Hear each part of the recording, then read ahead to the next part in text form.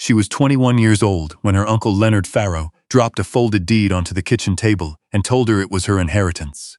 He didn't hand it to her. He dropped it, the way a man drops a coin into a beggar's cup and looks away before it lands. The deed was for the old stone mill at the far edge of her father's property, a ruin that flooded every April without fail, whose great water wheel had rotted to rust and black splinters 15 years before, whose second floor leaned inward like a tired shoulder. "Take it," Leonard said, settling back into her father's chair with the ease of a man who has already decided everything.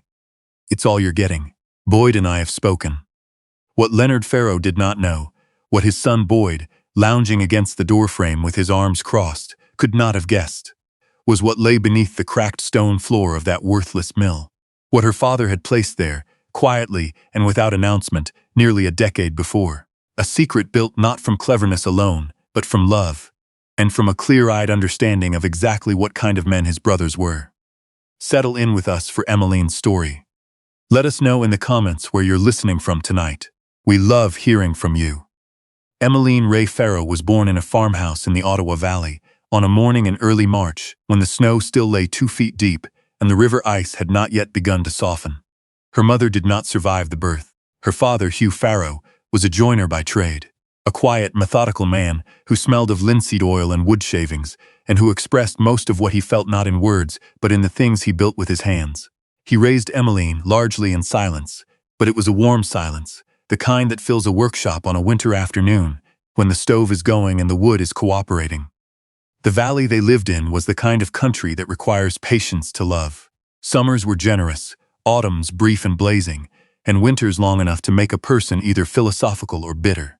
Hugh Farrow had chosen philosophical. He kept his 40 acres, a small herd of cattle, and his workshop in the barn, where he took on furniture commissions from the farms and small towns within a day's drive. He was not wealthy. He was not struggling. He was a man who understood the difference between what he needed and what he wanted, and found that gap to be quite small. The most important person in Emmeline's formation, aside from her father, was a man named Amos Kettlewell. He was a retired joiner, originally from Prince Edward Island, who had come to the valley for reasons he never fully explained and stayed because, he said, the birch was extraordinary.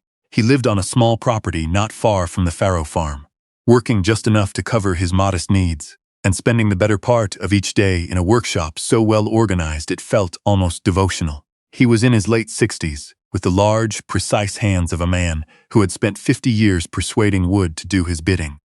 He noticed Emmeline the way men like him notice things, not all at once but incrementally, one careful observation at a time.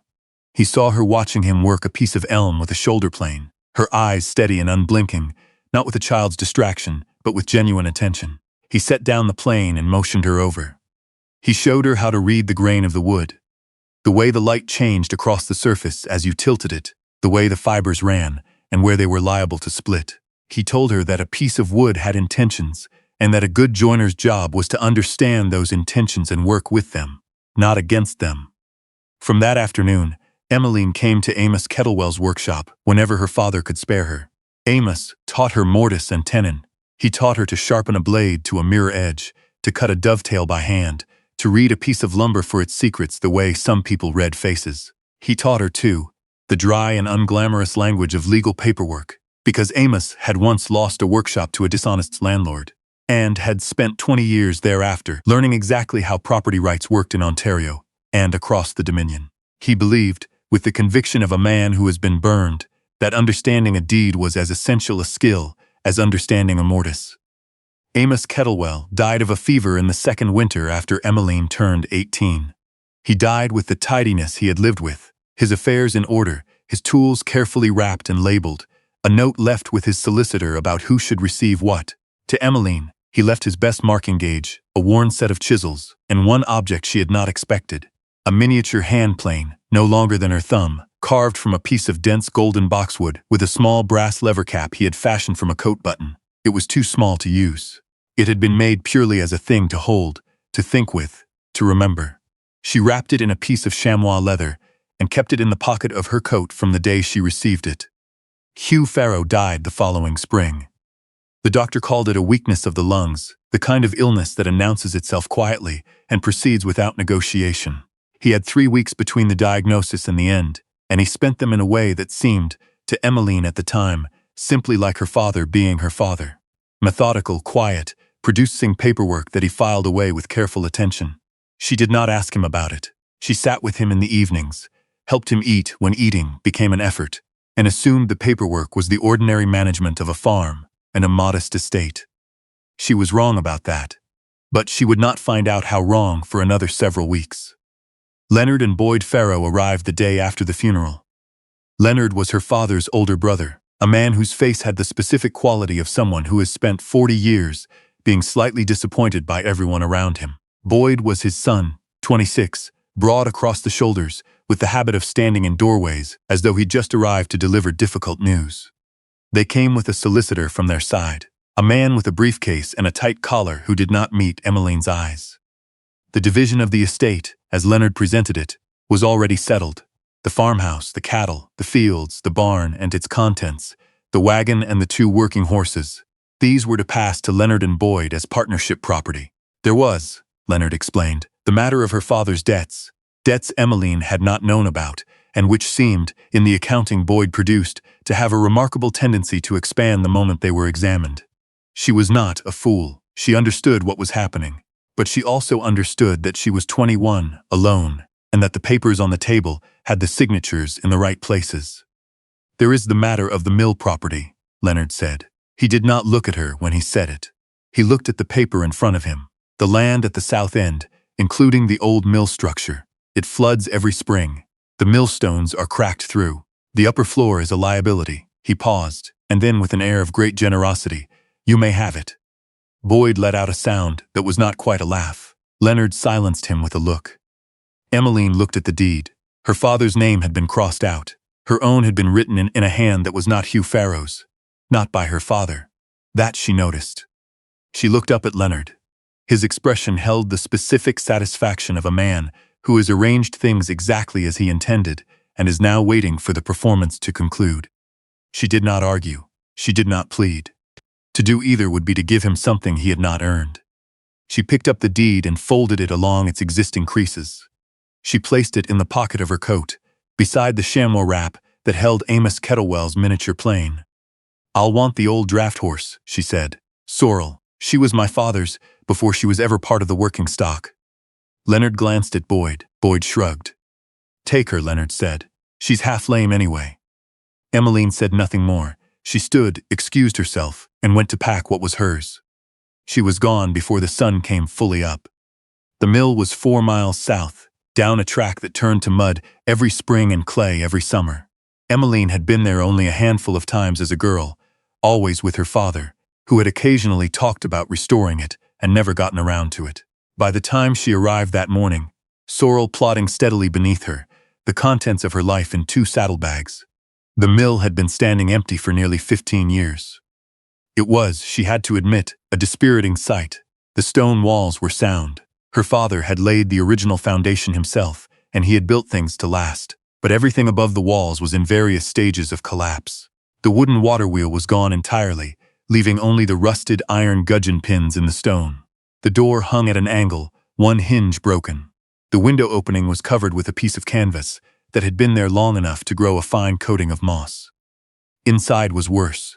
The lower floor was gritty with sediment from the last flood, the stone flags stained in tide lines at various heights along the walls.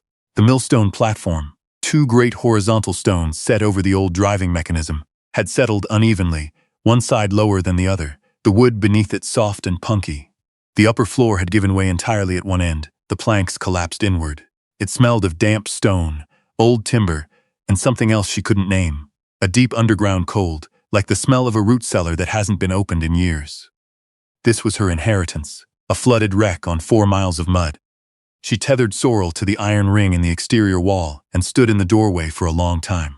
Not with despair, with assessment. That was what Amos had taught her, to look at a thing not as it was but as it could be, to read the grain before the first cut. The walls were sound. That was where you started. She spent the first day clearing. She found a broken-handled shovel leaning inside the door, left by some previous hand, and used it to push the accumulated silt toward the drain in the center of the floor. She swept the fallen plaster and rotted wood from the corners. the husks of things that had lived and died in the intervening years. The work was hard and thirsty, and she allowed herself exactly one rest period at midday, sitting on the step outside in the thin April sun, with a piece of hard bread and a cup of cold water from the stream. It was on the second afternoon that she found it. She had been working on the millstone platform, trying to assess whether the underpinning could be salvaged, when she noticed that the larger of the two stones, a broad disk of granite nearly 3 feet across, rocked slightly under her hand. Not the loose, random settling of a stone that has been abandoned. Something different.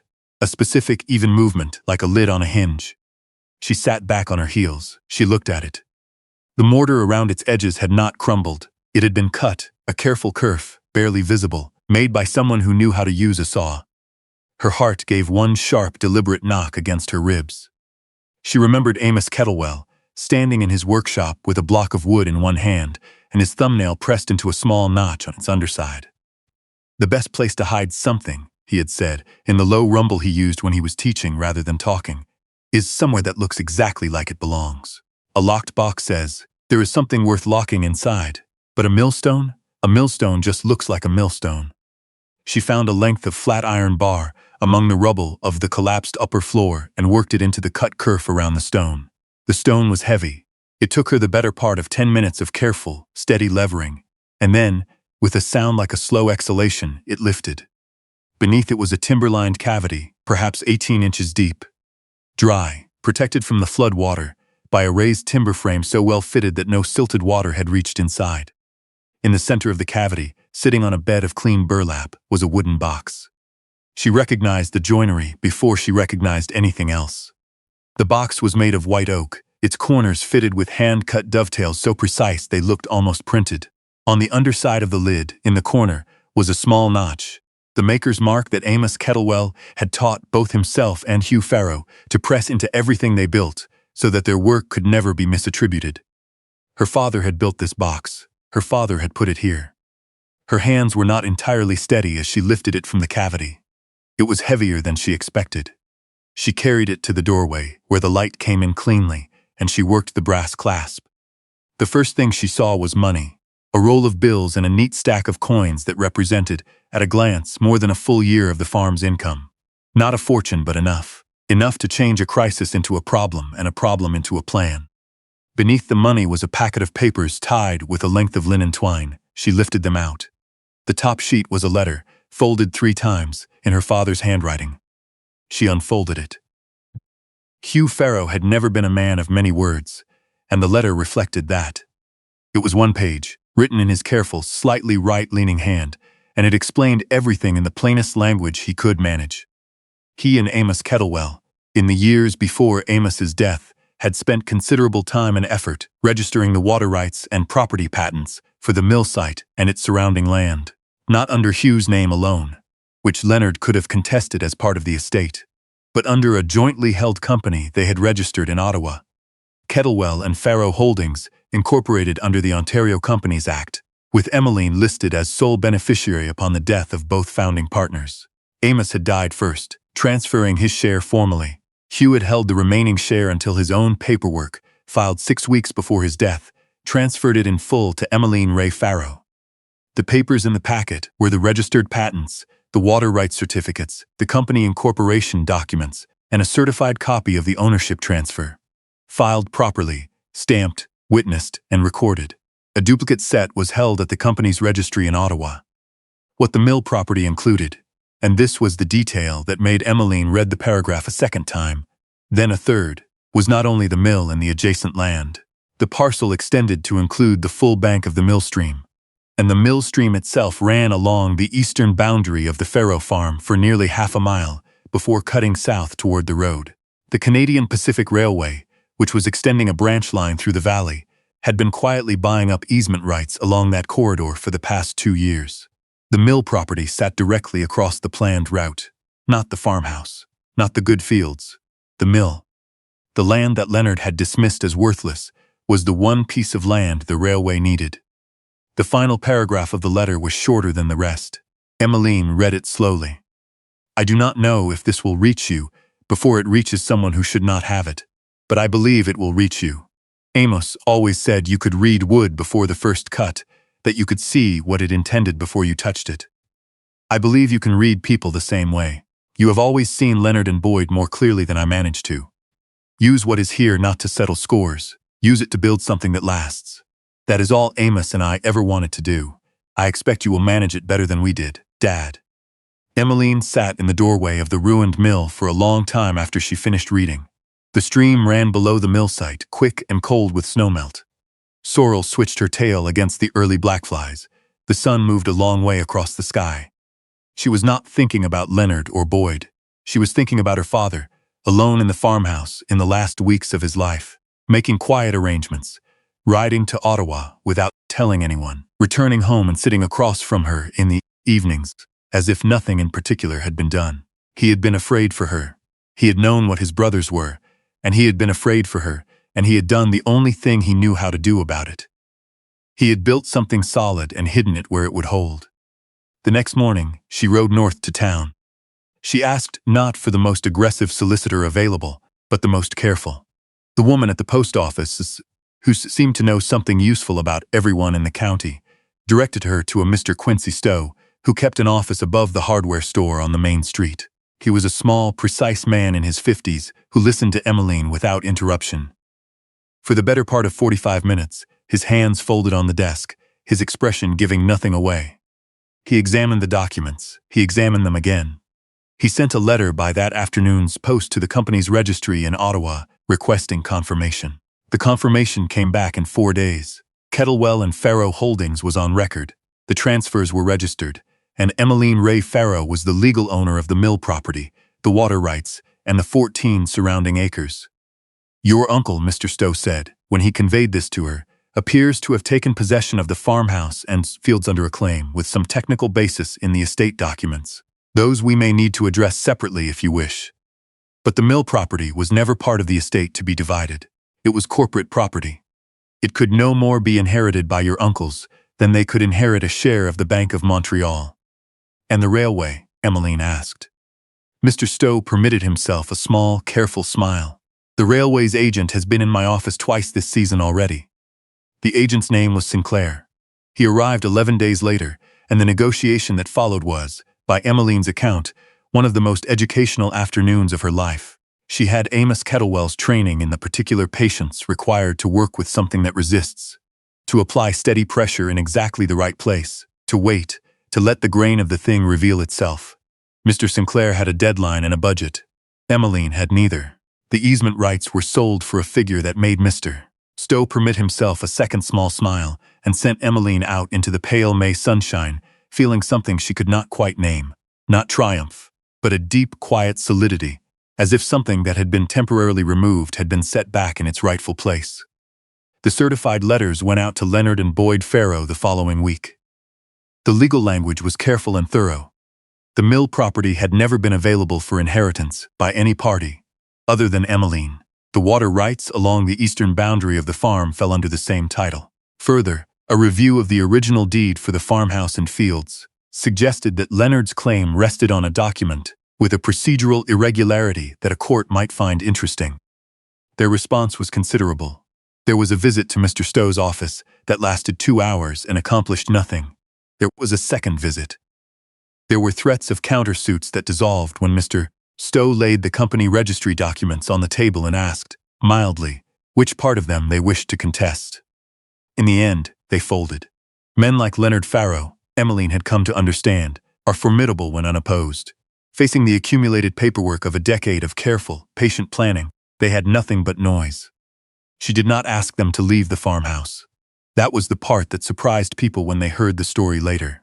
Instead, she offered Leonard and Boyd a lease on the farmhouse and fields at a fair monthly rate, drawn up properly, signed and witnessed. They could stay and work the land, or they could go. She did not particularly care which they chose. Leonard signed the lease without looking at her. She had not expected him to thank her, and he did not. What she did with the railway money was what her father had hoped for. Though he had not said it in so many words, because Hugh Farrow had not generally said things in many words. She rebuilt the mill. Not as a mill, the stream was too reduced by the years to drive a commercial operation. And besides, this was 1913. and the age of the local gristmill had mostly passed. She rebuilt it as a workshop. She hired a mason for the stonework and did the carpentry herself. The interior she designed in the manner Amos Kettlewell had always described as ideal. Clean north light, ample bench space, a small cast-iron stove in the corner for the long winters, tool storage along the south wall, and the orderly arrangement that Amos had insisted was not vanity but necessity. The water wheel she did not restore, but she left the iron gudgeon pins in the stone as an acknowledgement of what the building had once been. A man named Ewan McRae, a freighter who ran a wagon between the valley farms and town, helped her haul materials in the early weeks. He was a widower, spare with words, reliable with deliveries. His runs gradually became a kind of rhythm. He would leave supplies, share a cup of tea on the restored stone step, and carry the occasional finished piece of furniture back to buyers in town. An older woman named Bet Langham, whose farm was the nearest neighboring property, appeared one afternoon with a pot of soup and the practical information that the mortar Emmeline was using on the windowsills would crack in the first frost. She showed her a better mixture and returned 3 days later to see how it had set. A community, it turned out, was not something you assembled. It was something that accreted, one practical gesture at a time. Within a year, Emmeline had 2 apprentices. A 15-year-old from the village, whose father had brought him with the quiet hope that something might take hold, and a young woman of 17 who had taught herself the basics from a library book and arrived one morning asking if there was anything useful she could do. There was. There always is, for someone who has learned to see the grain before the first cut. A full year after the morning she had ridden away from the farmhouse with 2 saddlebags and a lame horse, Emmeline sat on the stone step of the mill workshop in the October light. The maples above the mill stream had gone to copper and amber. Inside, the sound of a hand plane moving across a board came clearly through the open door. One of her apprentices, working on a set of chair legs, getting the feel of the tool in a way that still required attention, but no longer required correction at every stroke. The smell of fresh shavings, sweet and precise, drifted out into the cool air.